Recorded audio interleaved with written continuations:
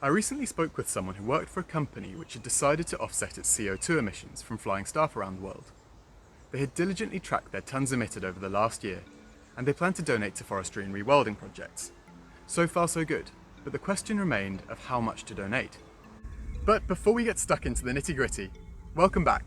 This is the second video in a series which asks, how will we pay for decarbonisation? And today, you guessed it, we're talking about the pitfalls surrounding the mysterious world of carbon offsetting.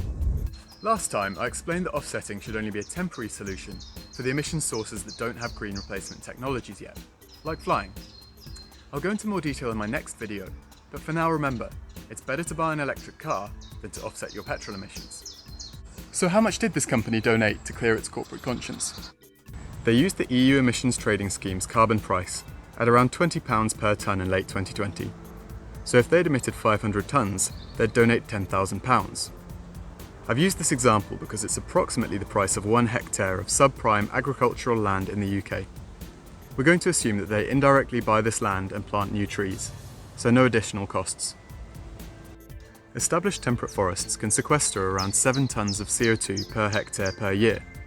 At this rate, it would take nearly 70 years to sequester the CO2 from the flights in that 1 year. But rewilding projects don't start with established forest. They start with this. Trees can sequester carbon at a rate proportional to the surface area of their leaves, which approximately follows a sigmoid function over their lives. So it could take closer to 100 years for our hectare of new forest to offset 500 tonnes of CO2. Logically then, to remove the same amount as they emit in 1 year, they would have to use a carbon price which is 100 times higher, £2,000 per tonne, rather than 20. My point is that the market price of CO2 bears little resemblance to the cost of sequestration. The supply of emissions permits is controlled by the regulator and should be determined by the social cost of emissions, and the demand relies on economic activity. Whereas the amount required to offset flight emissions should be based purely on the marginal abatement cost of forestry. So how much should they have donated? Well, it's unreasonable to expect them to sequester the entire amount in 1 year, as each project will continue to sequester CO2 in subsequent years. But a 100-year payback time is also unacceptable. So to work this out, they're going to need to decide on a discount rate. Discount rates are a way of valuing time. If you're offered a choice between £100 today or £200 in a year's time, and you can't quite decide, then your discount rate is probably around 50%. But they're closely related to interest rates, so it's common to use something closer to 5%. We can estimate the value of CO2 sequestered each year into the future in terms of an equivalent one-off amount today, using this simplified formula. So if we have a 5% discount rate and we need to offset 500 tonnes, that's equivalent to an annual sequestration of 25 tonnes, or a 20-year carbon payback time. That would mean they need to reforest around 3.5 hectares, costing £10,000 each, so £35,000.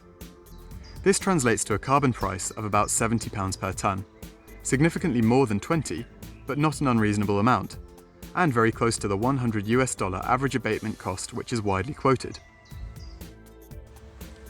Caveat: reforestry projects on peaty soils can actually release more CO2 than they take in.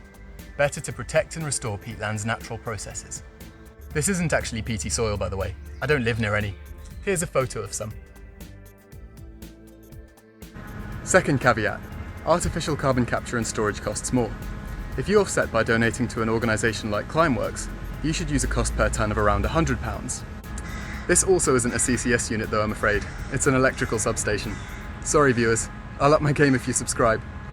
Before I end this video, I'd just like to note that I'm not trying to tell anyone off for donating.